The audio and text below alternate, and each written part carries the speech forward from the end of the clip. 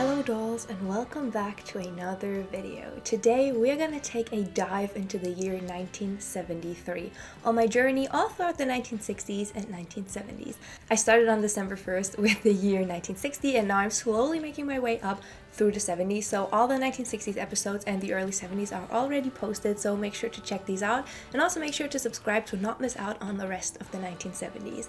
As always, I'm mainly focusing on the US and UK in these videos while dabbling in world history. And just as a little disclaimer, I obviously cannot add everything that happened in the year in this video, as it would just be too much for me to cover in one video. So if there's something you feel like I missed or something you would like me to make a separate video on, make sure to leave it in the comments. But now, without any further talking, let me take you back to the year 1973. 1973 was a year of bold reinvention in fashion, music, and film, each arena reflecting the rapidly evolving cultural landscape. Fashion in 1973 embraced a mix of glamour and rebellion, with the rise of disco and the continued influence of the bohemian spirit. Platforms and flares ruled the streets, while haute couture saw a resurgence of minimalist chic, as highlighted by iconic figures like Yves Saint Laurent and his tuxedo dress. Music saw the full-blown emerge of disco, with hits like Get Up, I Feel Like Being a Sex Machine by James Brown and the rise of artists like Donna Summer, while glam rock continued to dominate with David Bowie and T leading the charge. In film, 1973 marked a shift toward more daring storytelling, with the release of the legendary Exorcist, a genre-defying horror film, and American Graffiti, which captured the essence of youth rebellion and nostalgia. Through fashion, music, and film, 1973 became a defining moment in history, a year that reflected both the anxieties and aspirations of a generation. The Watergate scandal dominated the political scene, with televised Senate hearings exposing the Nixon administration's roles in the break-in at the Democratic National Committee. As evidence mounted, President Nixon famously declared, "I am not a crook." I think, too, that I can say that in my years of public life, that I welcome this kind of examination, because people have got to know whether or not their president is a crook. Well, I'm not a crook. I've earned everything I've got. But by the end of the year, his presidency was in jeopardy. January saw the US Supreme Court's Roe v. Wade decision, legalizing abortion nationwide, while December brought the Endangered Species Act, marking a milestone in environmental protection. The economy was hit hard by the OPEC oil embargo, causing a severe recession with skyrocketing inflation, high unemployment, and a stock market crash. The embargo, combined with the US spending on the Vietnam War and a Soviet agricultural purchase, worsened the situation drastically. Internationally, the Vietnam War was winding down with the signing of the Paris Peace Accords in January, leading to the withdrawal of the American forces. In pop culture, the Battle of the Sexes tennis match between Billie Jean King and Bobby Riggs became a symbol of the fight for gender equality. While Elvis Presley's Aloha from Hawaii concert special was watched by over 1 billion people, underscoring the global reach of American culture. I document the price development in the US by comparing the same 3 products in every single video. The price of a loaf of bread, a movie ticket, and a new house, as well as telling you about the average household income to kind of put everything in perspective.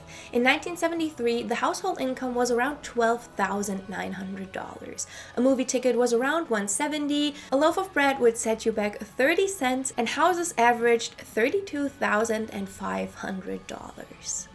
The fashion scene in 1973 was a vibrant mix of free-spirited hippie influences and bold, eclectic styles that reflected the cultural shifts of the time. A blend of colorful patterns and relaxed attitudes toward fashion created a distinct look that resonated with both men and women from the streets to the runways. Bell-bottoms, once a hallmark of late 1960s counterculture, were a dominant feature of the 1970s. Paired with hip-hugging jeans, corduroys, and plaids, they became a wardrobe staple. This laid-back style was complemented by denim and knits, which were primary fabrics along with crocheted accents that added texture and depth to the looks. Women's wardrobes expanded to include bell-bottoms, jeans, mini dresses, and skirts, many of which reached the ankle length. These items were often adorned with bold, colorful patterns, including paisley prints that captured the psychedelic spirit of the era. I think it is so truly interesting how in the early 1960s hemlines were rising, and that was so revolutionary, and that was kind of so overdone by the late 1960s that in the 1970s longer lengths were beginning to become super popular. The hippie influence was especially strong in the rise of peasant blouses with flared and embroidered sleeves, tank tops and crochet tops, creating a relaxed bohemian aesthetic. Similarly, gypsy dresses and tie-dye t-shirts became popular, often worn by men and women as casual day wear. 1973 also finally saw t-shirts getting popular. Platform shoes, earth shoes, clogs, and sandals added height and comfort, while brands like Cork Ease and Wallabies were favorites among fashion-conscious shoppers. Just because you cannot see it while I'm sitting here, but these are the shoes that I'm wearing with this look.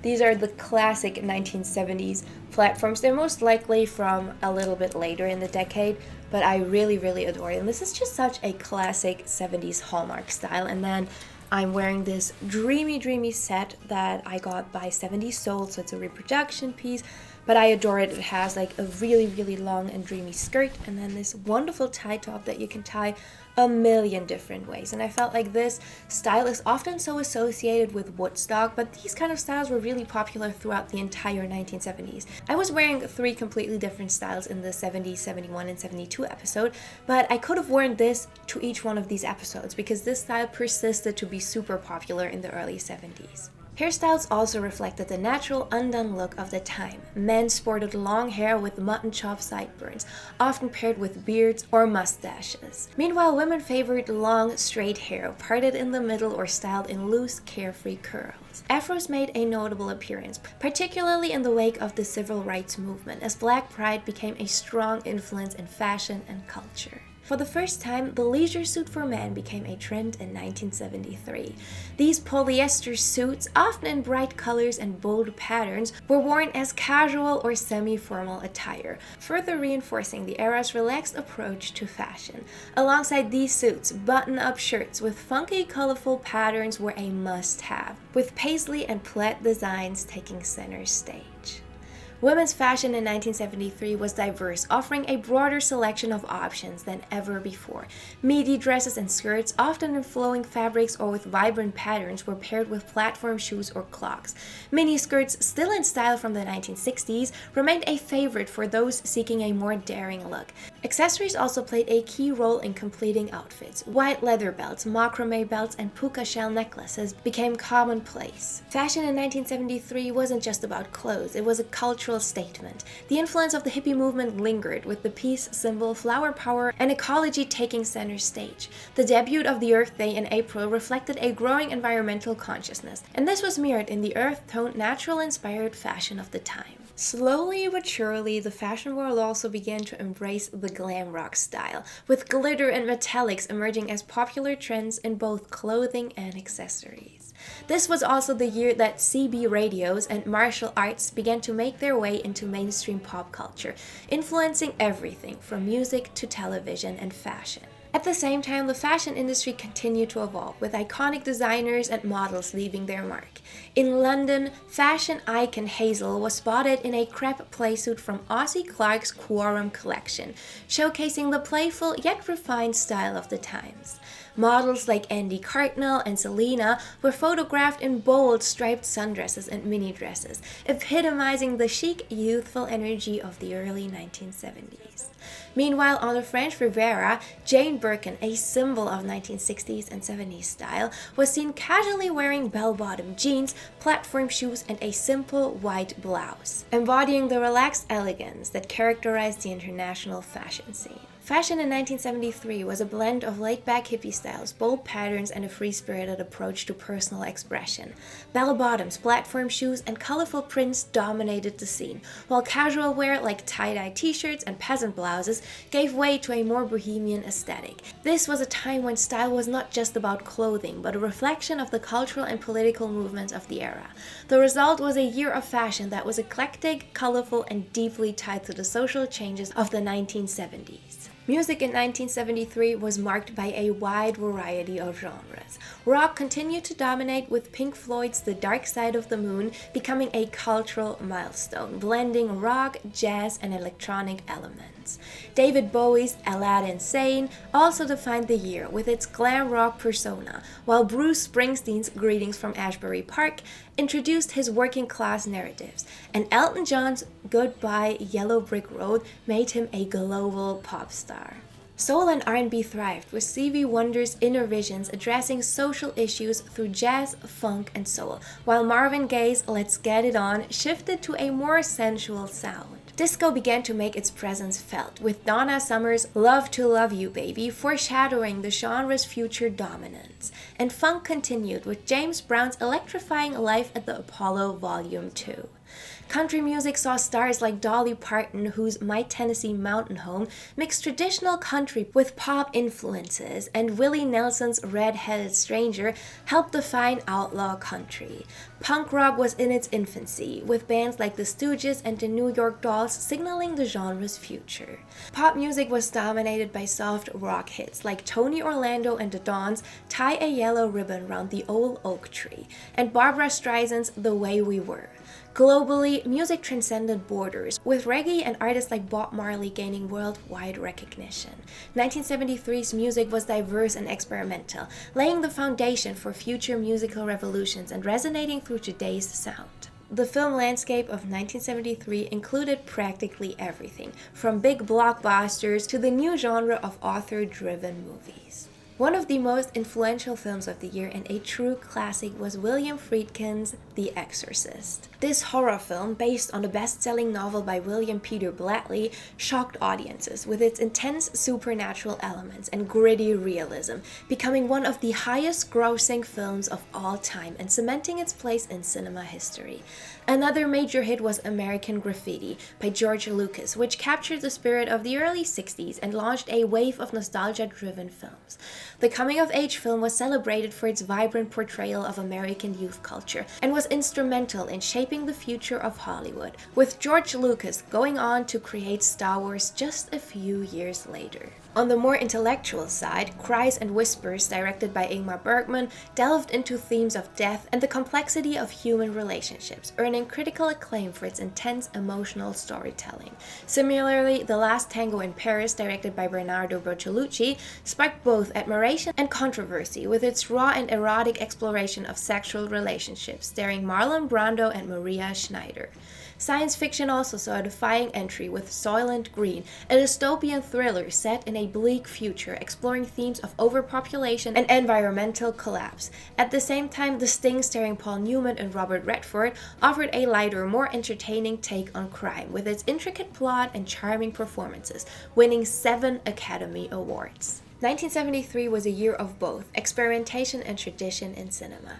The year saw the rise of gritty, realistic portrayals of modern life, while simultaneously indulging in escapism and nostalgia, setting the stage for the dynamic shifts in Hollywood during the coming decade.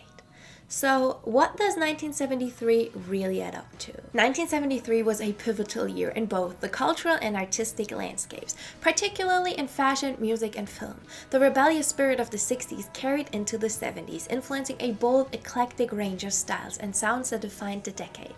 Fashion embraced individuality and freedom, with bell-bottoms, platform shoes, and psychedelic prints taking center stage. Music, fueled by the rise of rock and disco, reflected both the optimism and tensions of the era, while cinema challenged societal norms and explored new, often controversial themes. As the world grappled with political unrest, economic challenges, and social change, the creative fields responded with an explosion of innovation and self-expression. 1973 marked a moment of transition, a year where the counterculture fully integrated into mainstream culture, leaving a lasting impact on the generations to come.